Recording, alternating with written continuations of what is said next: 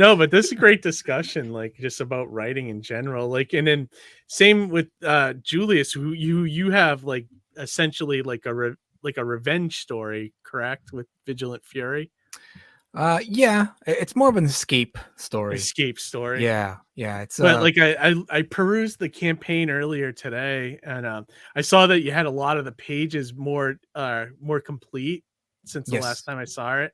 It's looking good, man. The book's coming together pretty nice. It looks nice. Yeah, that was an interesting case there, because when Gambino and I first got together, we decided we're going to go stark black and white, like Frank Miller's Sin City. That was the style we're going to go for.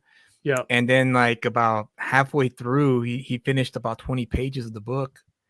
And halfway through, he's like, "Hey man," he emailed me. He's like, I think I'm gonna change the style." And I was like, what do you mean you're gonna change the style? Like, what does that mean? He's like, I'm just not feeling it. I'm not feeling this.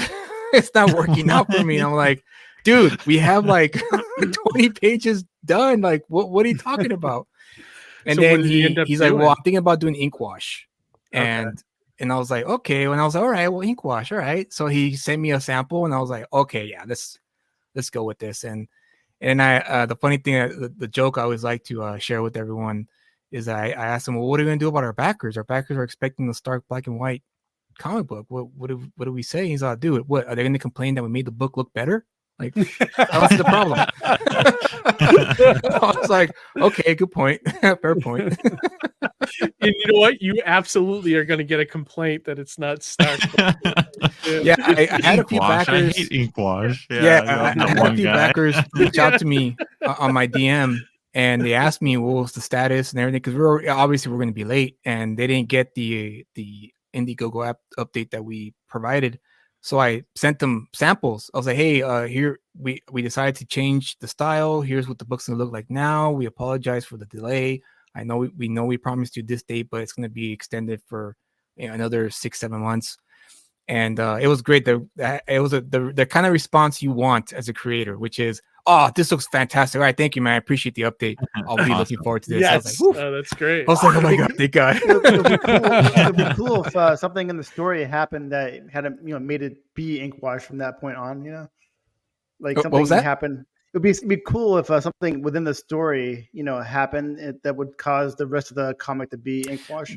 We actually flirted with that idea for a while, but then that would be cool. Actually, and we're still flirting with it, because obviously there's elements in the story that, like, for instance, the first few pages is the flashback sequence. So I was like, maybe we can still keep those pages intact. And then it might offset it a little bit, like actually help sell the idea of a flashback or something, Right.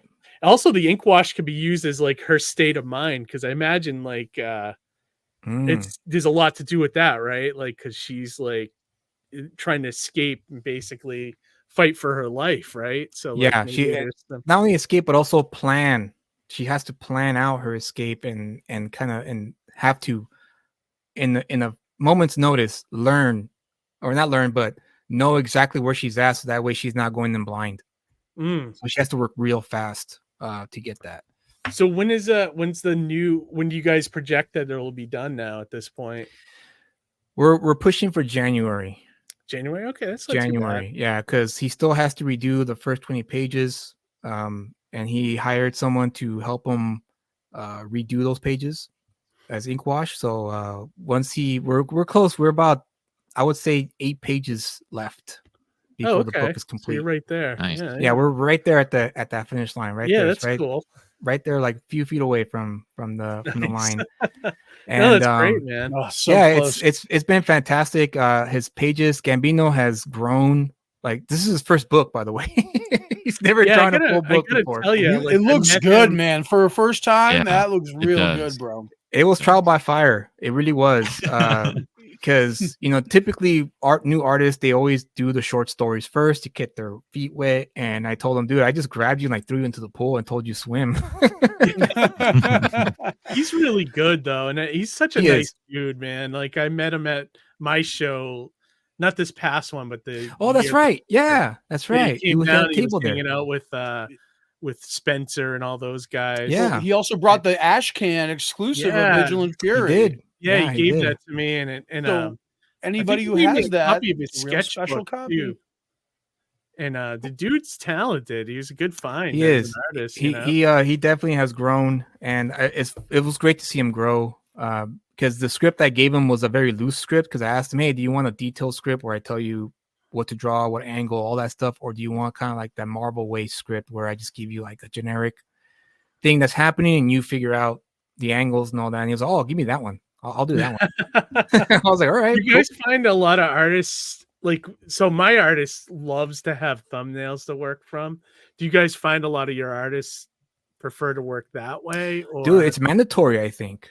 I don't know about Nandor, but I prefer the thumbnails because a lot of the times when you write a script and you hand it over to the artist, the translation kind of gets lost a little bit there, because an artist has his own interpretation, his or her own interpretation of what they read.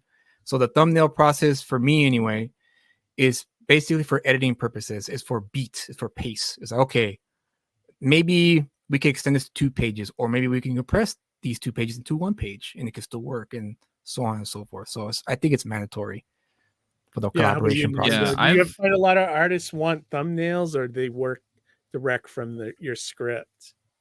Yeah, when I first started my first few books, Seasons volumes 1 and 2, and even Lifeline a little bit, but I was a lot more heavily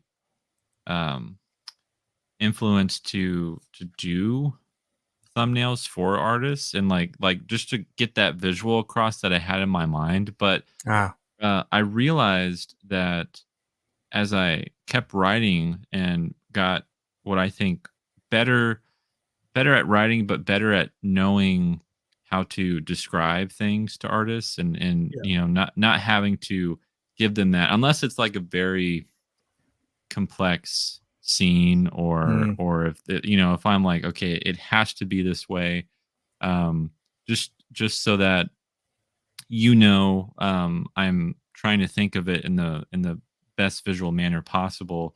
Here's my thumbnails so that you can get a better idea. And like, so it's something I don't do as much now as I used to, but I think I still do it if like I said, if there's something I'm really trying to get across, or there's like a parallel between panels, or there's something that is like a foreshadowing, it's like I need it to visually look like, this is mimicking it. And so when we get to it later, that the reader will like either subconsciously or consciously see that and put 2 and 2 together and feel that. So, but I always, want thumbnails from my artists all the time. It's like that I need that. Like, we can't move forward with it if I don't. And so that's something that is like Julius said, very mandatory. But like even for the wraparound cover for the Fabled Offering, I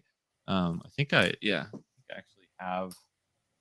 So when we see it on the campaign, like I drew this very rough thumbnail of nice of like so like this is like the front and back cover, and we have the main character, the spine is on in the middle there, and then we have the other characters around. And so like I could write that out and I could explain that, but I was like, I just need to draw it. What you're thinking. Right. We're just going to ask rule, right? Show, don't tell. That's right.